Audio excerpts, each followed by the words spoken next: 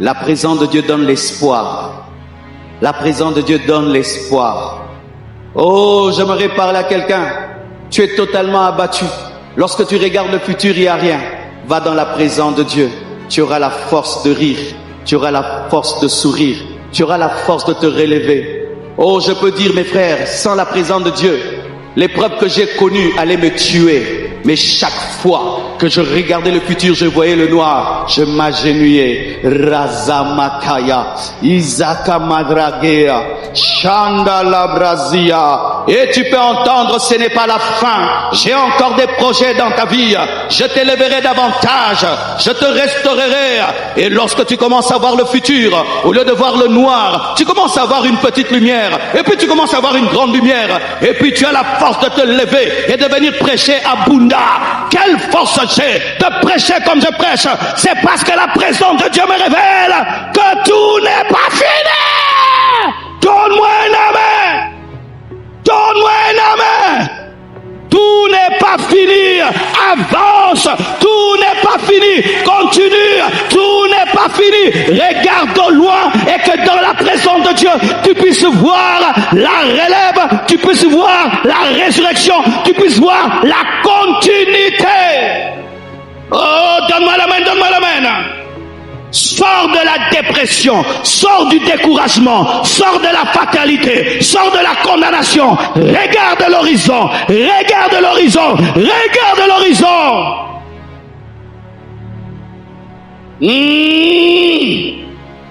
Touche 5 personnes, dis à 5 personnes, regarde l'horizon. Regarde l'horizon. La présence de Dieu te donne des jumelles qui te permettent de voir pas à 10 kilomètres.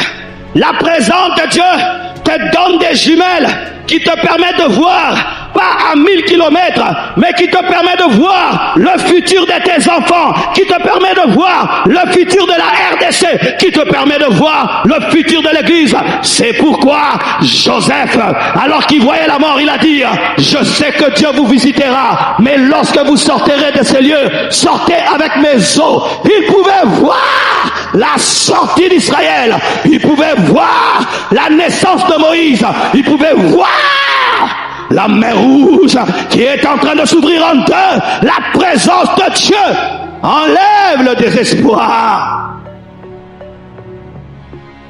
Oh, eux, ils s'enivrent quand ils sont désespérés. Mais nous buvons la présence de Dieu. La Bible dit, ne vous enivrez pas de vin, c'est de la débauche. Mais au contraire, soyez remplis de la présence du Saint-Esprit. Yeah! Yeah! Yeah! Sèche tes larmes, regarde le futur, arrête de pleurer, regarde le futur, sèche tes larmes, regarde le futur.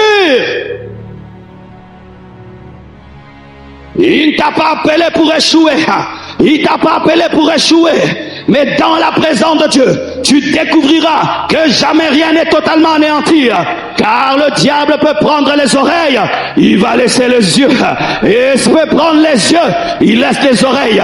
Avec les oreilles, tu entends que le fils de David, Jésus est en train de marcher, et avec ta bouche, tu peux crier, Jésus, fils de David, aie pitié de moi. Il y a toujours un reste, il y a toujours un reste, il y a toujours un reste, il y a toujours un reste, il y a toujours un reste. Donne-moi la main, donne-moi la main. C'est normal de pleurer avant de prier. C'est normal de pleurer avant la présence de Dieu. Mais c'est anormal de continuer et de continuer et de continuer. Si lorsque tu es mouillé, tu utilises l'essuie-main et l'essuie-main te sèche, à comme de plus forte raison, la présence de Dieu essuie les larmes et les pleurs. Utilise l'essuie spirituel, la présence de Dieu qui est capable de guérir tes blessures. Regarde au loin, entre dans la présence de Dieu, tu verras qu'il y a un reste. Donne-moi la main. Une étude a été faite aux États-Unis sur les hommes les plus heureux de la terre. Ils ont dit que c'était les hommes qui disaient être nés de nouveau. Qui disaient être nés de nouveau. Parce qu'ils comprennent pas comment on peut naître deux fois, mais nous comprenons comment nous sommes nés deux fois. Tu es né en Ngaliema, mais tu es aussi né à la croisade. Tu as deux dates de naissance. La naissance physique et la naissance spirituelle. Et on dit que ces hommes sont les personnes les plus heureuses sur la terre. Pourquoi? Elles n'ont pas qu'un père terrestre, elles ont aussi un père céleste. Et elles peuvent dire, notre Père qui es aux cieux, que ton nom soit sanctifié, que ton règne vienne, que ta volonté soit faite sur la terre comme au ciel. Donne-nous aujourd'hui notre pain quotidien. Ne nous soumets pas à la tentation, mais délivre-nous du mal. Car c'est à toi qu'appartiennent le règne, la puissance et la gloire pour les siècles des cieux. Yeah!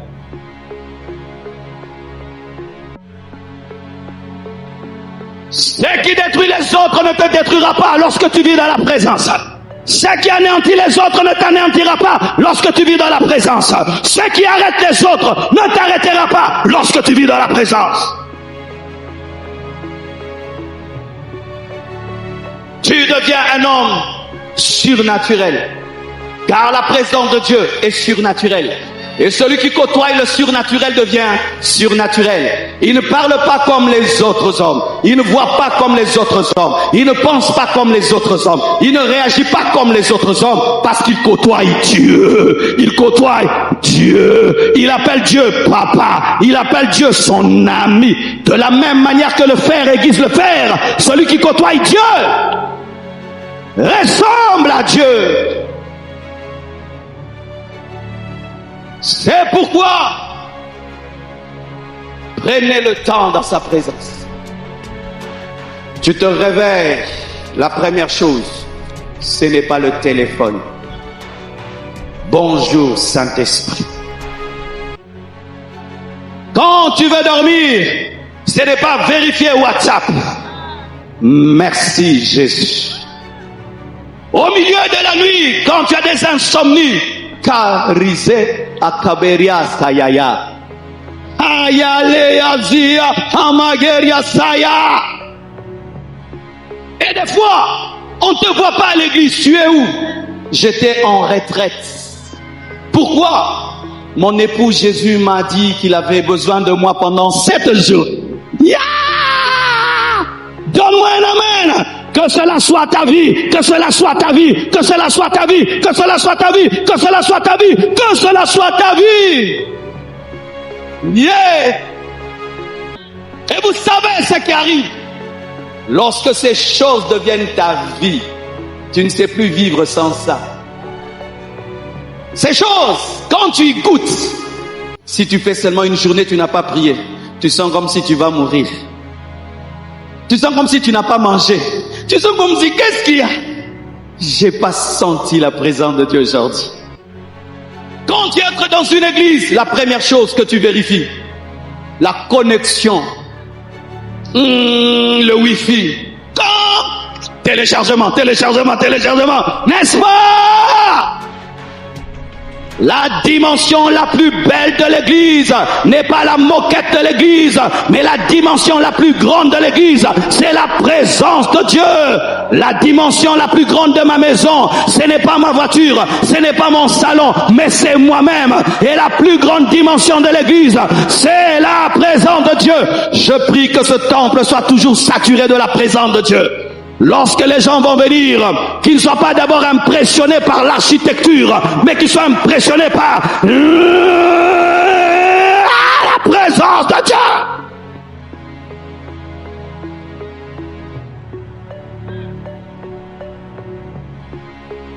Si tu viens chez moi, tu rencontres mon travailleur, tu n'as pas rencontré la plus grande dimension. Si tu viens à l'église, tu rencontres le pasteur, tu n'as pas rencontré la plus grande dimension de l'église. Si tu viens chez moi, tu vois mon salon et tu ne me vois pas, tu n'as pas rencontré la plus grande dimension de ma maison. Si tu viens en Dieu, tu n'as que les bénédictions, tu n'as pas encore rencontré. Mais si je quitte ma chambre et je viens vers toi et je te salue et je commence à causer avec toi, tu es entré dans la plus grande dimension de ma maison. La plus grande dimension de la maison de Dieu, c'est Dieu lui-même. La plus grande dimension de l'église, c'est l'époux. La plus grande dimension de la vie d'un chrétien, c'est la présence. La présence. Moïse n'étant pas dans le Nouveau Testament, lorsque Dieu lui dit, ce peuple est un peuple au courette, vous irez sans moi. Je vous donnerai le lait et le miel, je suis un Dieu fidèle. Je vous donnerai Canaan, mais moi je ne serai pas avec vous. Vous irez avec un ange. Moïse a dit, nous ne bougerons pas d'ici. Nous n'avons pas cru au lait et au miel. Ce n'est pas le lait et le miel qui nous a sortis de l'Égypte. Nous n'adorons pas le lait et le miel. Nous n'adorons pas Canaan, nous adorons l'Éternel. Et si tu ne pars pas avec nous, nous ne bougerons pas. Nous préférons le désert dans ta présence que Canaan sans ta présence. Nous préférons le désert avec ta présence que Canaan sans ta présence. Je préfère la pauvreté dans la présence de Dieu que la richesse sans la présence de Dieu. Je préfère l'humiliation dans la présence de Dieu que la gloire sans la présence de Dieu. Je préfère n'avoir rien mais avoir Dieu qu'avoir tout et ne pas avoir Dieu. Car le paradis sans la présence de Dieu, c'est l'enfer. La nouvelle Jérusalem céleste sans la présence de Dieu, c'est l'enfer. C'est lui la substance du paradis, la substance de la nouvelle Jérusalem céleste, la substance de Canaan. Moïse avait compris que si le donateur n'est pas là, le don ne sert à rien. Moïse avait compris que la plus grande bénédiction d'Israël n'était pas sortir de l'Égypte, n'était pas entrer en Canaan, c'était d'avoir Dieu. C'est pourquoi un chrétien qui a la révélation ne dit jamais qu'il est pauvre. Il n'y a pas de chrétien pauvre. Il y a des chrétiens sans argent. Car je peux manquer l'argent, mais je ne suis pas pauvre parce que j'ai Dieu, je suis riche. Il n'y a pas de chrétien seul, même si tu es célibataire, je suis seul. Non, il n'y a pas de chrétien seul, parce que tu as Jésus, la présence de Dieu dans ta vie. Il n'y a pas de chrétien qui peut dire, on m'a abandonné, car même si tout le monde t'abandonne, si lui il est là, tu as déjà quelqu'un. C'est lui ta richesse, c'est lui la force de ta force, la joie de ta joie, la paix de ta paix. Entretiens une communion profonde avec lui tous les jours de ta vie. Et si tu pèches, répands-toi. Si tu tombes, relève-toi. Mais que rien ni personne ne te sépare de sa présence. Que Dieu vous bénisse abondamment.